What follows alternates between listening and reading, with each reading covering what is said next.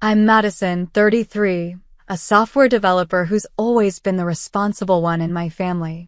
3 weeks before my sister Laura's wedding, a wedding I'd already poured $25,000 into, my phone buzzed with a text from my mother.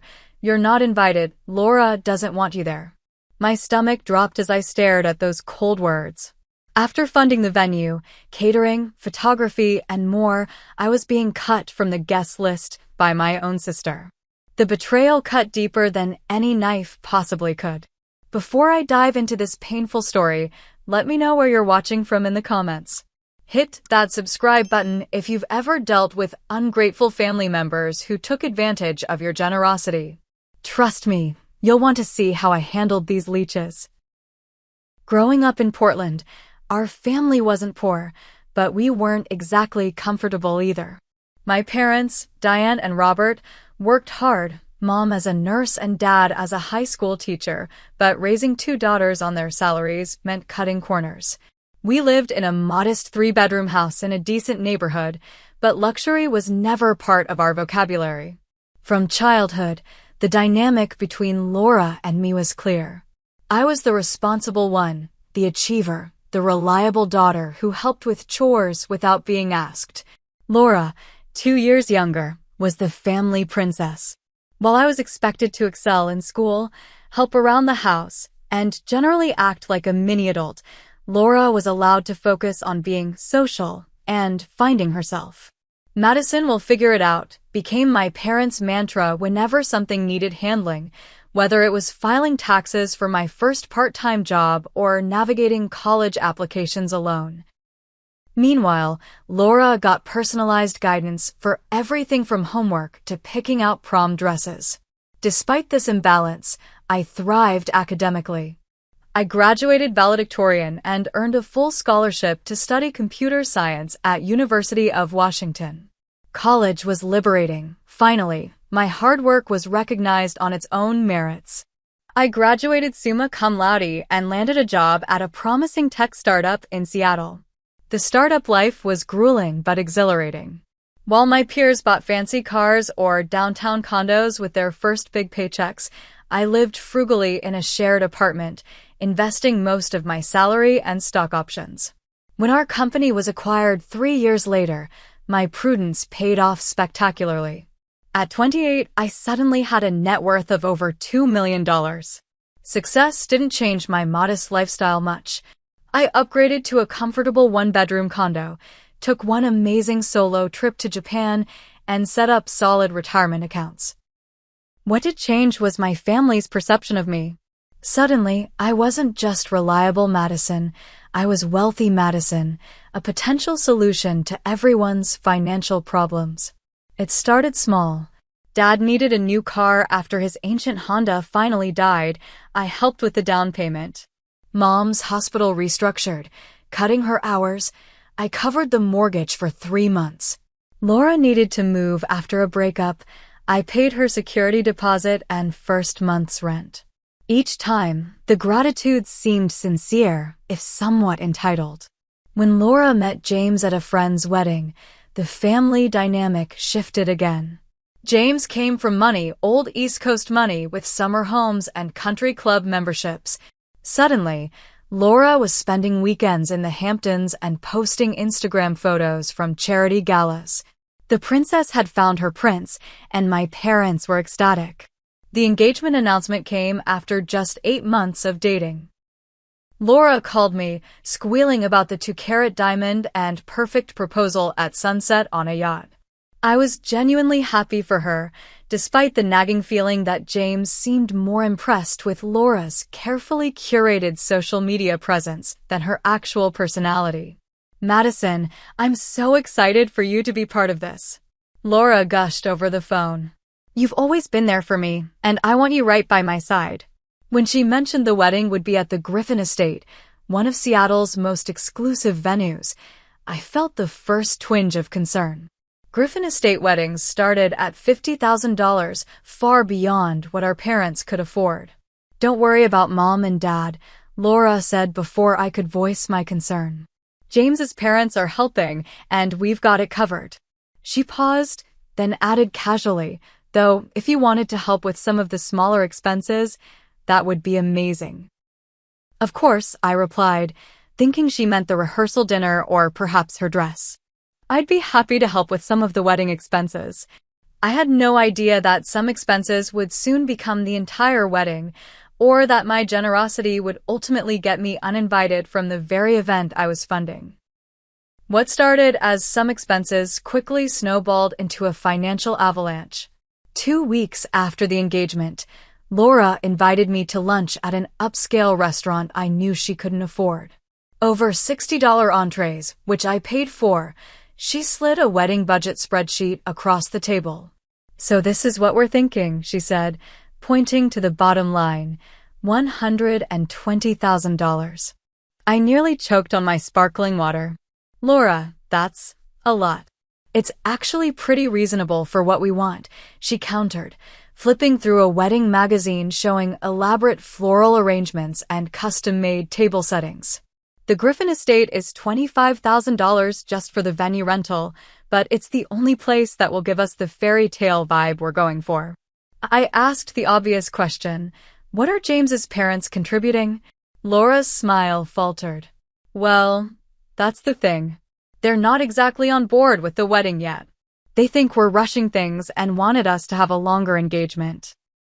She fidgeted with her napkin. "They said they might help later, but for now we're on our own." "And Mom and Dad? They're putting in $10,000, which is all they can afford." Her eyes welled with tears. "Madison, I know it's a lot to ask, but this is my one special day. James is perfect, and I want everything to be perfect for him. His friends all had amazing weddings, and I can't show up with something basic." I should have said no. I should have suggested a more reasonable budget or a longer engagement to save up. Instead, I heard myself say, "I can cover the venue deposit while you figure out the rest." Laura's tears vanished instantly, replaced by a dazzling smile. "You're the best sister ever. I knew I could count on you." That $25,000 deposit for the venue, catering, and photography was just the beginning. Over the next few months, the requests kept coming, each presented as a crisis that only I could solve. "The florist needs a 50% deposit by Friday or we'll lose our date." "The designer dress I fell in love with is being discontinued next month." "The band James wanted just had a cancellation on our date, but we need to book them immediately." Each time, I transferred the money, telling myself it was an investment in my sister's happiness.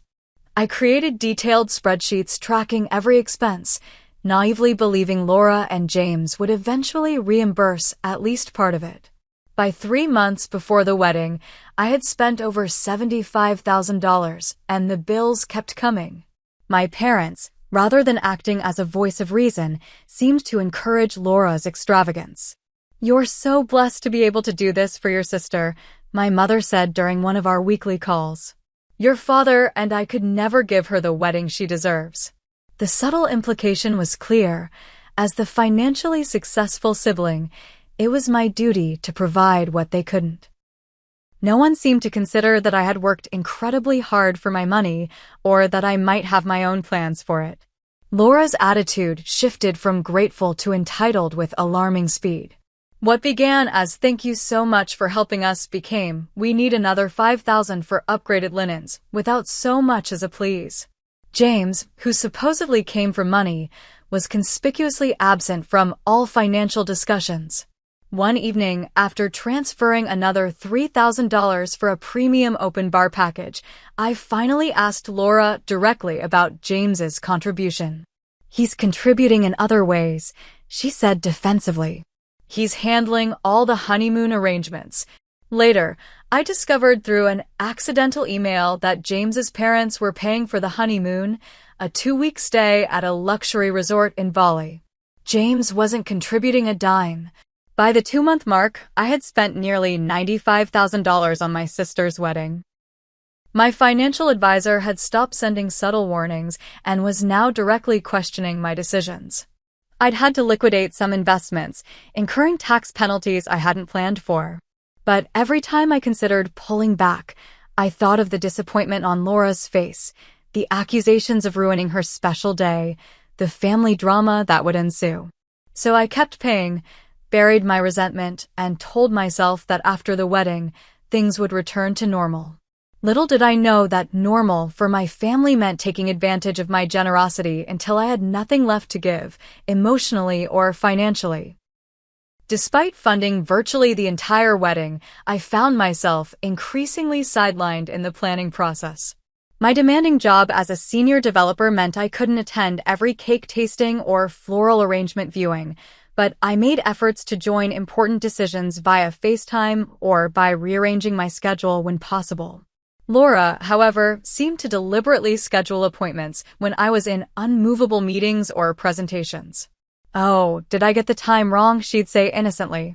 "We've already put down the deposit anyway, so it doesn't really matter." One Tuesday evening, I left work early to surprise Laura at a menu tasting I wasn't originally able to attend. When I arrived at the venue, I found her already there with our mother and James's mother, Patricia, a thin, elegant woman with perfectly highlighted hair and a perpetual expression of mild disapproval. "Madison?" Laura exclaimed, looking more startled than pleased. "What are you doing here?" "My last meeting canceled, so I thought I'd join after all," I explained, already sensing I'd made a mistake. Patricia gave me a cool once-over, taking in my simple work attire. "Laura didn't mention you'd be joining us." "It was a last-minute decision," I said, extending my hand. "I'm Madison, Laura's sister." "Yes," Patricia replied, barely touching my fingers. "Laura's mentioned you work in computers, was it?" Before I could respond, Laura jumped in. "Madison's just super busy with her job, so she usually can't make these things. Mom and I have been handling most of the details." Throughout the tasting, I was treated like an intruder rather than the person paying for the entire event. Patricia dominated the conversation, vetoing menu items as too pedestrian and suggesting expensive upgrades that I knew would eventually land on my credit card. Laura deferred to her future mother-in-law on everything, while our mother nodded along enthusiastically. After Patricia left, I pulled Laura aside. "What was that about?" I felt like I was crashed someone else's wedding planning. "Don't be dramatic," Laura sighed. "Patricia has amazing taste, and she's done this before with James's older sisters. I want her to feel included." "More included than the person paying for everything?" I couldn't help asking. Laura's face hardened. "Is that what this is about? The money? Are you going to hold that over my head forever?" Our mother intervened before I could respond. "Girls, please. Madison, your sister is under a lot of stress. The last thing she needs is to feel guilty about accepting your help." I apologized, as I always did, and the moment passed. But the pattern continued. A week later, while grabbing coffee near Laura's apartment, I overheard her voice from a corner table. She was with her maid of honor, Kimberly, speaking loudly enough that her words carried clearly.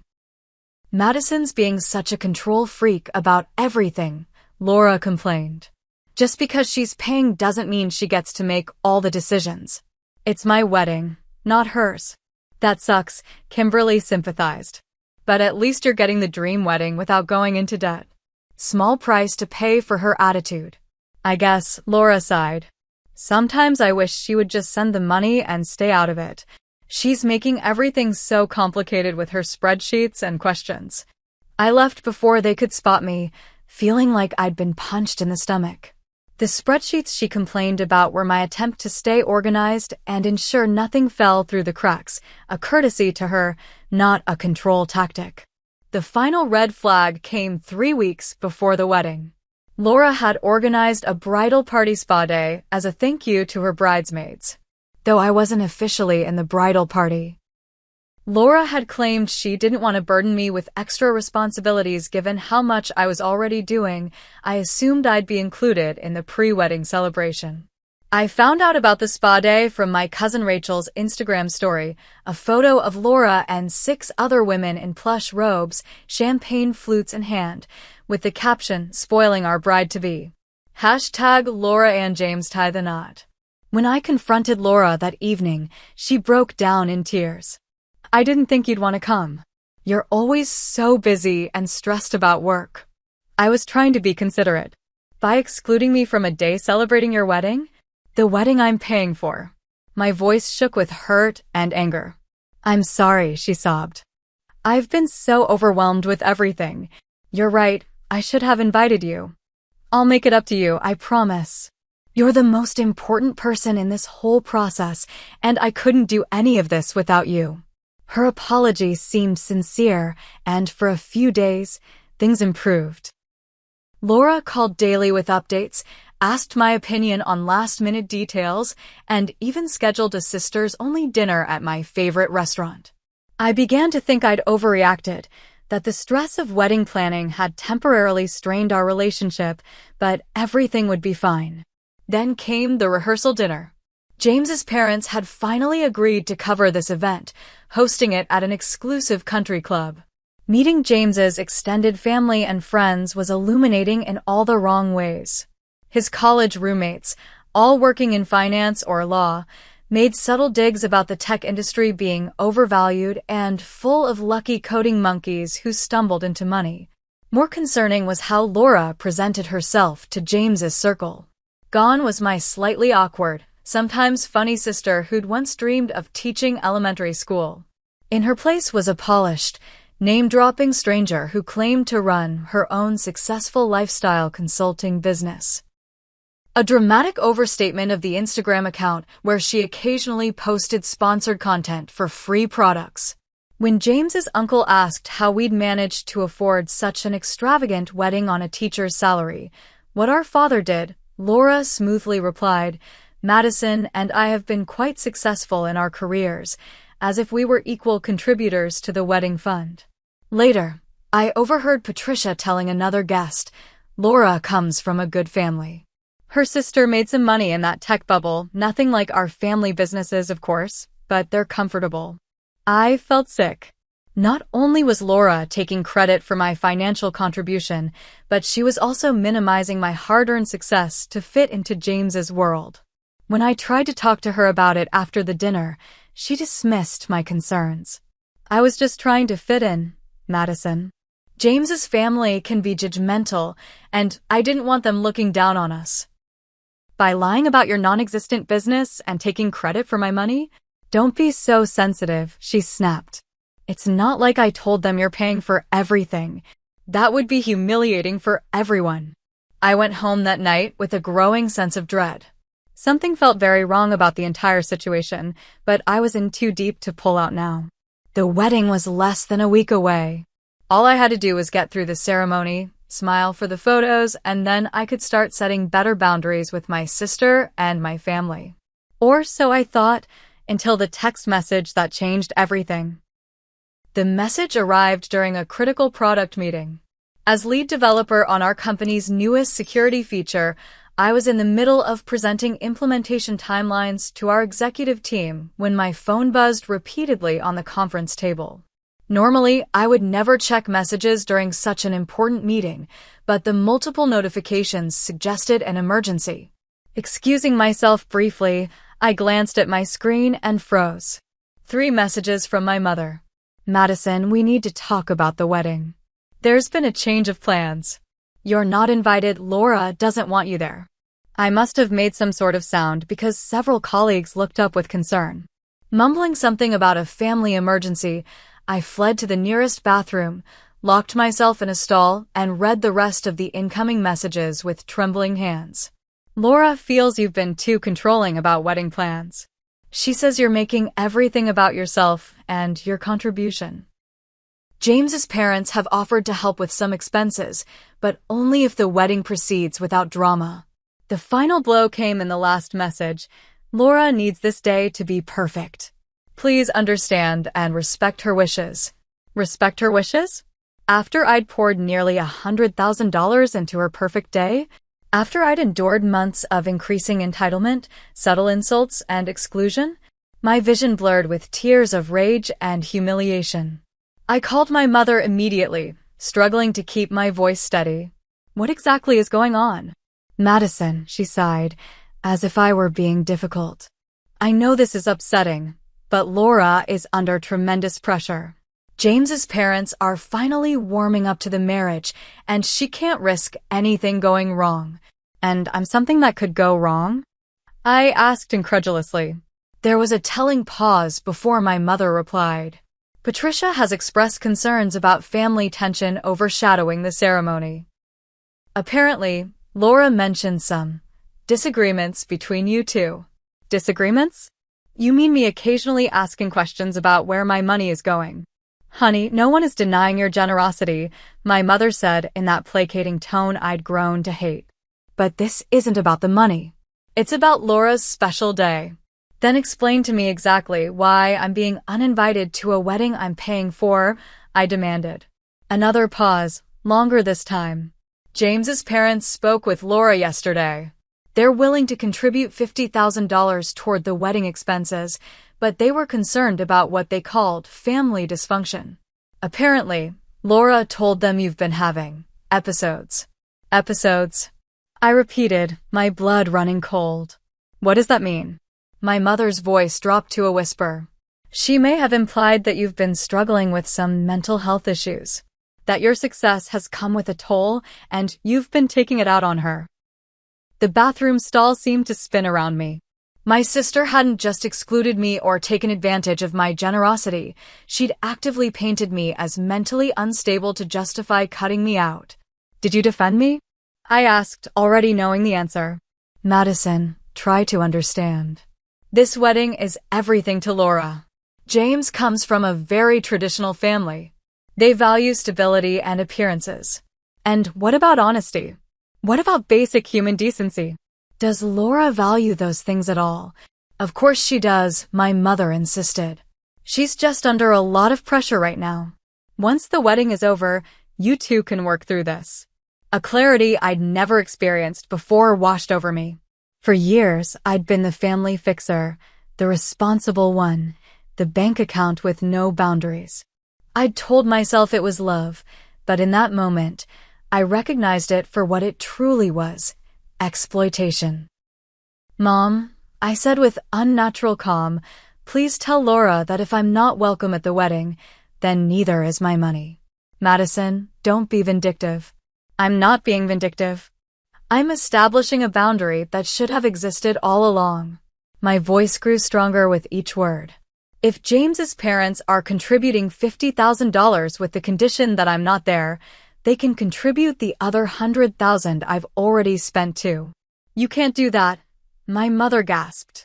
Everything's paid for. The wedding is in 3 days. Actually, most vendors have policies about final payments and cancellations. I should know, I've read all the contracts. Madison, please. Tell Laura she has a choice.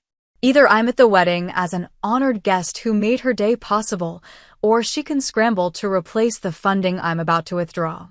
I ended the call and sat in the bathroom stall for several minutes, my heart pounding, but my mind strangely clear.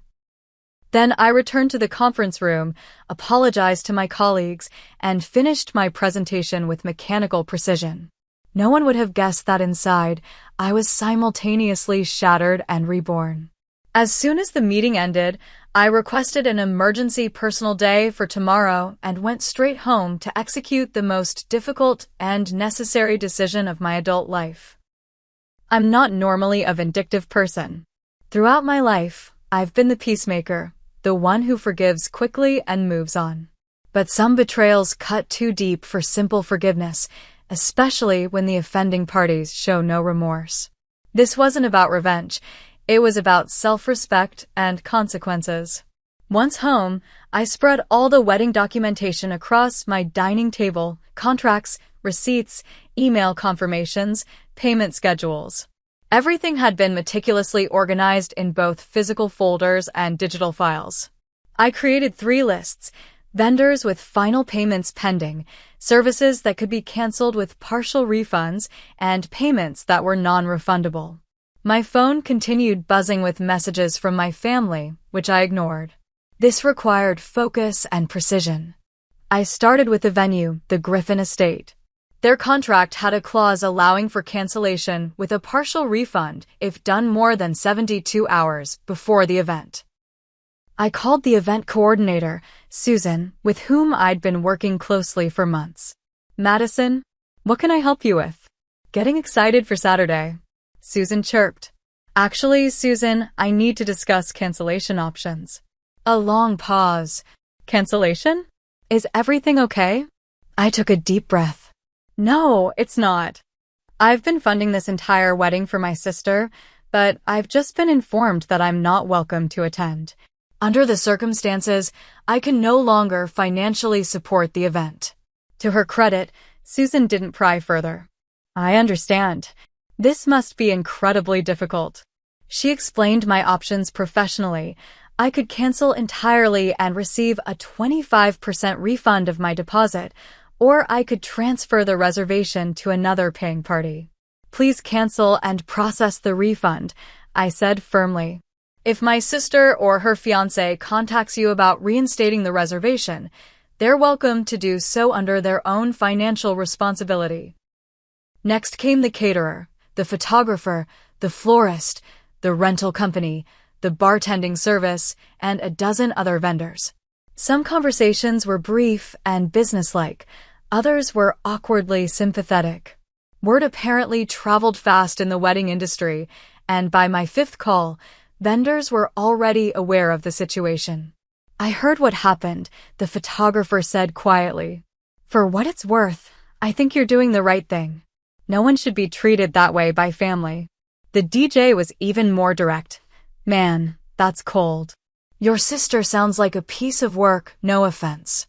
I offered no details beyond the essential facts, but it was clear that most vendors had encountered similar situations before. Several even offered more generous refund terms than their contracts specified, citing unusual circumstances. By early evening, I'd processed cancellations for every service I'd booked and paid for. Where refunds were possible, I provided my banking details. Where money was lost, I accepted it as the price of my freedom from toxic family dynamics. The last step was digital. I logged into the wedding planning website I'd created and downloaded all documents for my records, then deleted the entire site. I removed the shared online folders containing vendor information, seating charts, timelines, and the 55 meticulously created planning files that had consumed countless hours of my time over the past months. Just as I finished, my phone rang. Laura. After sending all her calls to voicemail all day, I decided to answer this one. How could you do this to me? She screamed without preamble. The venue just called and said everything's been canceled. My wedding is in 3 days. Correction, I said calmly. The wedding you uninvited me from was in 3 days. Now it's your problem to solve. You vindictive bitch. Laura was sobbing now. You're ruining my life because of your jealousy. Mom was right, you are having a mental breakdown. Actually, I'm seeing things clearly for the first time, I replied. You and our parents have taken advantage of me for years. This was just the final straw. James's parents are going to think we're a family of lunatics. How am I supposed to explain this? You could try telling the truth for once. Tell them how you lied about my mental health to exclude me from the wedding I paid for. Tell them how you've been presenting yourself as a successful businesswoman while living off my generosity. I never asked you to pay for everything. You offered. And you accepted. Enthusiastically and repeatedly. Then you excluded, belittled, and lied about me. I'm calling Mom, she threatened. Dad says we can sue you for this. I couldn't help but laugh. Sue me for what? Canceling services I paid for? Good luck with that. This isn't over, Laura hissed before hanging up. She was right about that, but not in the way she meant. Within minutes, my parents called. I let it go to voicemail, then listened to my father's outraged message threatening legal action and my mother's tearful plea to reconsider before it's too late. I sent a single text to our family group chat, then pay for it yourselves, leeches. I'm done being your ATM. Then I blocked all their numbers, poured myself a glass of wine, and began researching remote cabins for a week of solitude. I needed space to process what had happened and to begin the difficult journey of rebuilding my sense of self-worth without the familiar weight of family obligation. As I booked a peaceful lakeside cabin in the Olympic Peninsula, I felt simultaneously hollow and liberated. The family I thought I had was gone, or perhaps had never existed as I'd imagined. But for the first time in my adult life, I was putting myself first, and there was a certain power in that realization. The Olympic Peninsula in early autumn is a study in contradictions, vibrant colors against gray skies, crashing waves alongside silent forests, endings and beginnings coexisting in perfect harmony. For 7 days, I walked miles of deserted beaches, hiked through ancient rainforests, and sat for hours watching eagles soar above the Pacific. My cabin had spotty cell service and no Wi-Fi, a blessing that forced me to disconnect not just from my family drama, but from the constant demands of the digital world. I'd left my work laptop at home, but brought a journal, filling pages with raw, unfiltered thoughts about my family, my patterns of people-pleasing, and the vision for my life moving forward. Without the endless interruptions of texts, calls, and emails, clarity came more easily than I expected. By the third day, I understood that what hurt most wasn't the money, though nearly $100,000 was certainly significant. What cut deepest was the casual cruelty with which my sister and parents had dismissed my feelings while expecting unlimited access to my resources. The realization that I'd been valued primarily as a solution to problems rather than as a person with needs of my own. On what would have been Laura's wedding day, I hiked to a remote waterfall and performed a small, private ritual of release.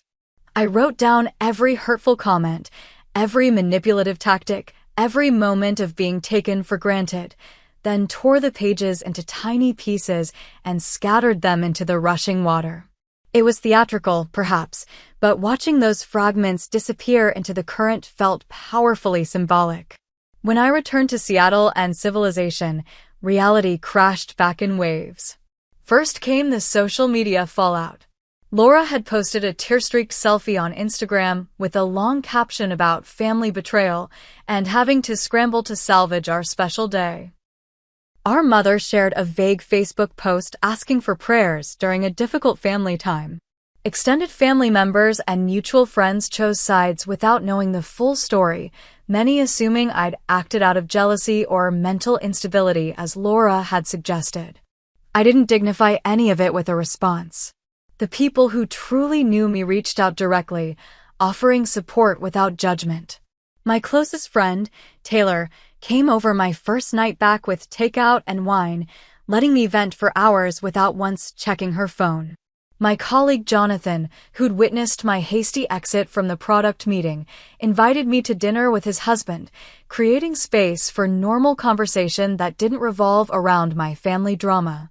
Through these friends, I learned bits and pieces about the wedding that ultimately took place. Laura and James had indeed gotten married, but at his parents' country club rather than the Griffin estate. The guest list had been cut in half, the elaborate floral arrangements replaced by simple centerpieces, the gourmet menu downgraded to standard country club fare. Patricia had apparently stepped in with some additional funding, but nowhere near what I'd been providing. The whole thing felt rushed and tense, reported my cousin Rachel, who'd attended as a bridesmaid. Laura was snapping at everyone, James kept disappearing for important calls, and your parents looked like they wanted to be anywhere else. According to Rachel, my absence had been explained as a medical emergency vague enough to avoid questions, but specific enough to paint me as unstable. No mention was made of my financial contributions or the last-minute venue change. The narrative was completely controlled to portray Laura as the victim of unfortunate circumstances rather than the architect of her own wedding disaster. 2 weeks after my return, my mother began reaching out again. First with guilt-laden texts, then with increasingly desperate voicemails. I unblocked her number, but maintained my distance, responding only with brief acknowledgments that I was alive and well. My father, true to form, communicated through her rather than reaching out directly. "Your father and I think we all need to sit down as a family," she said in one message. "Laura's back from her honeymoon, and there are things that need to be discussed." I replied with this single sentence, "I'm not ready for that conversation yet." The truth was, I was deep in the process of examining our family dynamics with my newly found therapist, Dr. Chin. After just 3 sessions, patterns that had been invisible to me for years suddenly came into sharp focus. How Laura's role as the family princess had been established early and reinforced consistently. How my parents had outsourced their parental responsibilities to me while giving Laura endless second chances. How my financial success had been weaponized against me as an obligation rather than celebrated as an achievement. Families develop roles for each member, Dr. Chin explained during one particularly illuminating session. You were assigned the role of capable caretaker, while your sister was assigned the role of needing care. These roles served your parents' emotional needs in some way, which is why they've worked so hard to maintain them despite how harmful they've been to you. As autumn deepened into winter, the holiday season loomed with its particular brand of family expectations. For the first time in my adult life, I declined my parents' invitation for Thanksgiving, choosing instead to volunteer at a community dinner for tech industry newcomers far from their families. Christmas brought more pressure, with daily calls from my mother insisting that family should be together, regardless of disagreements. I held firm, sending gifts but maintaining my physical and emotional distance. Instead of the traditional Russell family Christmas, I joined Taylor's family celebration, where I was treated with warmth and respect without any undercurrents of obligation or resentment. The most surprising development came in January, when several extended family members reached out independently to share their own experiences with Laura's entitlement. My cousin Michael confessed that she'd borrowed $5,000 from him 2 years ago with vague promises of repayment that never materialized. Aunt Patricia, my father's sister, not to be confused with James's mother, revealed that Laura had lived with her rent-free for 6 months after college while claiming to my parents that she was paying market rate. I never said anything because I didn't want to cause family drama, Aunt Patricia admitted over coffee. But after seeing how they've treated you, I regret staying silent. There's a pattern here that goes beyond normal sibling rivalry. Learning that others had experienced similar treatment was both validating and heartbreaking. The family mythology of Laura as the fragile princess and me as the invulnerable achiever had affected more relationships than just ours.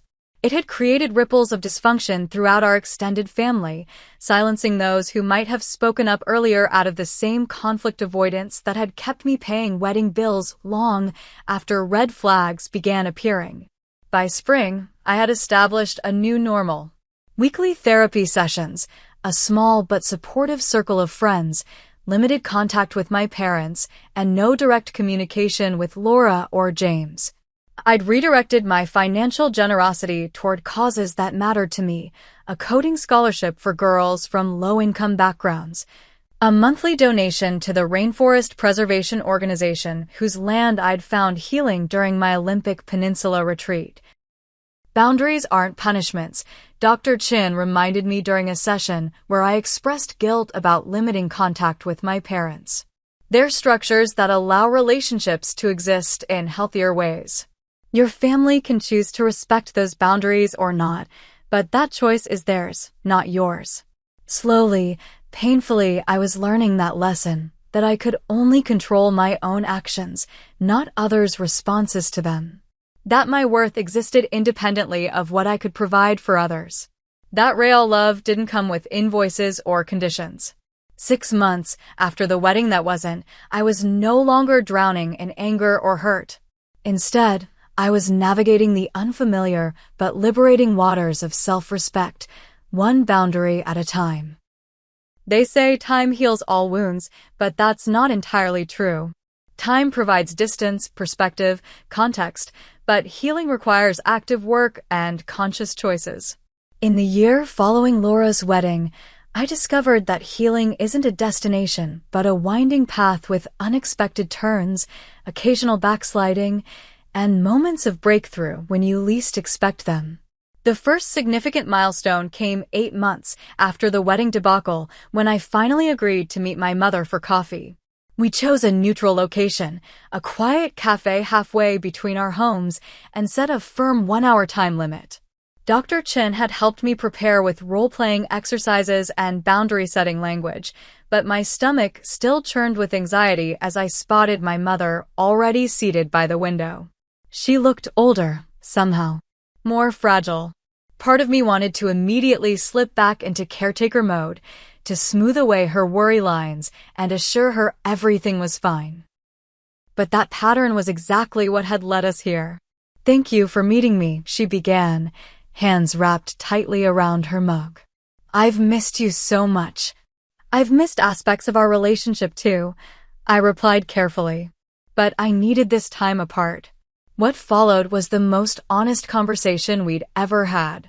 For the first time, my mother actually listened as I explained how the family dynamics had affected me, how Laura's wedding had merely been the breaking point of a lifelong pattern. "I always thought we were doing the right thing," she said, tears welling in her eyes.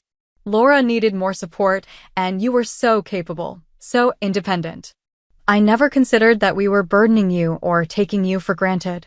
"Intent doesn't erase impact, Mom," I replied, a phrase Dr. Chin had taught me. "You and Dad may not have intended to create this imbalance, but the effect was real."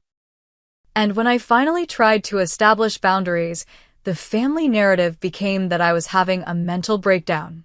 My mother looked down, ashamed. Laura was so afraid of losing James. His family is very image-conscious, and she thought if there was any hint of family conflict. So she lied about me. "And you and Dad supported that lie." "We didn't know how to navigate it," she admitted. "Everything was happening so fast, and Laura was so distraught. We made the wrong choice, and I'm truly sorry for that." It wasn't a perfect apology. There were still hints of justification in her explanation, but it was more acknowledgement than I'd ever received before. We agreed to continue meeting occasionally, with the understanding that certain topics remained off-limits and that my relationship with Laura would develop on its own timeline, if at all. My father proved more resistant to change. When we eventually met for lunch, his approach was to act as if nothing significant had happened. "Your mother says you're doing well at work," he began, bypassing any mention of the past year of estrangement. When I gently but firmly steered the conversation toward the necessary topics, he grew defensive. "Families have disagreements all the time, Madison. At some point, you need to let this go and move forward." "Moving forward requires acknowledgement of what happened," I countered. This wasn't a simple disagreement. This was a pattern of behavior that culminated in me being labeled mentally unstable and excluded from an event I paid for. He shifted uncomfortably. "Laura was under tremendous pressure." "We all were," I interrupted. "The difference is how we chose to handle that pressure. Our relationship remained strained but civil. I accepted that my father might never fully understand my perspective or acknowledge his role in the family dynamics. That acceptance, painful as it was, represented its own form of growth. Recognizing that I couldn't change others, only how I responded to them. As for Laura and James, their perfect fairy tale showed cracks almost immediately. Through the family grapevine, I learned they'd separated briefly just 4 months after the wedding. James had apparently expected Laura to integrate seamlessly into his upper-class world, while Laura had expected marriage to bring financial security without the need for actual work. Neither expectation had been met. They reconciled after a month apart, but rumors of tension persisted. James's family had not embraced Laura as she'd hoped, and the lifestyle she'd anticipated, charity galas and summer homes, came with social expectations and obligations she wasn't prepared for. I took no pleasure in their struggles. Despite everything, Laura was still my sister, and some part of me would always care about her well-being. But I also recognized that their relationship problems weren't my responsibility to fix. A realization that would have been impossible for me to reach a year earlier. Then, 11 months after the wedding, a letter arrived at my condo. I recognized Laura's handwriting immediately on the pale blue envelope. For several minutes, I just held it, unsure whether opening it would be an act of self-care or self-sabotage. Finally, curiosity won out. Inside was a card with a simple message: "I owe you an apology. Can we talk?" No excuses, no blame shifting, no emotional manipulation. Just a straightforward acknowledgement and request. After consulting with Dr. Chin, I responded with equal simplicity: "I'm open to that. Coffee next Tuesday at 3. The Laura who met me at the cafe bore little resemblance to the entitled bride who had thrown me out of her wedding. Her designer clothes had been replaced by simple jeans and a sweater. The carefully highlighted hair was pulled back in a practical ponytail. Even her makeup was subdued, revealing freckles I hadn't seen since we were teenagers. "James and I are separating," she said after we'd ordered. "For real this time. The divorce papers are being drafted." "I'm sorry to hear that," I replied and meant it. "Don't be. It's the right decision." She took a deep breath. Being married to James made me see myself through his family's eyes, and I didn't like what I saw. Shallow, materialistic, willing to hurt people who love me to maintain appearances. That's a painful realization. It is, but necessary. She met my eyes directly. "Madison, what I did to you is unforgivable. The wedding, the lies about your mental health, taking advantage of your generosity for years, all of it. I wouldn't blame you if you never wanted to speak to me again." "Then why are we having coffee?" I asked gently. "Because I need to take responsibility for my actions. No excuses." Her hands trembled slightly as she continued. "I was so focused on creating the perfect image that I destroyed the most important relationship in my life. I don't expect forgiveness or reconciliation. I just need you to know that I recognize what I did, I deeply regret it, and I'm working to become someone who would never treat anyone that way again." The conversation that followed was raw, honest, and occasionally tearful. Laura spoke of her therapy journey, her realization that she'd been playing the role of princess for so long she'd lost sight of her authentic self. How James's world had initially seemed like the perfect extension of that role, until the constant judgment and performance became suffocating. "I'm starting over," she explained. "Moving back to Portland, getting a teaching credential like I originally wanted before I got caught up in trying to be Instagram famous. Building a life based on what actually matters to me, not what impresses others." I didn't promise immediate reconciliation or a return to our former relationship. Too much had happened for such simple resolution. But I did offer what felt authentic in the moment. "I appreciate your apology, and I'm open to slowly rebuilding some form of relationship if your actions consistently match your words." That coffee meeting didn't magically heal all wounds or instantly restore our sisterhood. But it planted a seed of possibility that has slowly, cautiously grown in the months since. We text occasionally now, sharing small moments rather than grand declarations. I sent her information about the teaching program I'd researched. She sent me a funny meme that reminded her of our childhood. As for me, the experience of being the uninvited sister transformed my approach to relationships of all kinds. I became more discerning about where I invested my time, energy, and yes, money. I developed a healthy skepticism toward those who approached me with immediate needs, but no interest in my well-being. Most importantly, I learned that walking away from toxic dynamics isn't selfish. It's often the most loving choice you can make, both for yourself and for those who need to face the consequences of their actions. 6 months ago, I began dating someone, a kind, thoughtful software engineer named Brian, who appreciates my generosity without exploiting it.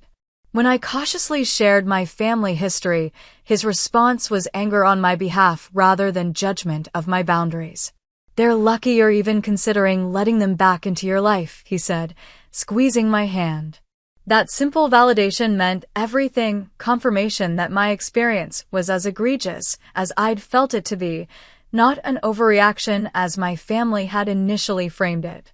The money I lost on Laura's wedding is long gone, and I've made peace with that.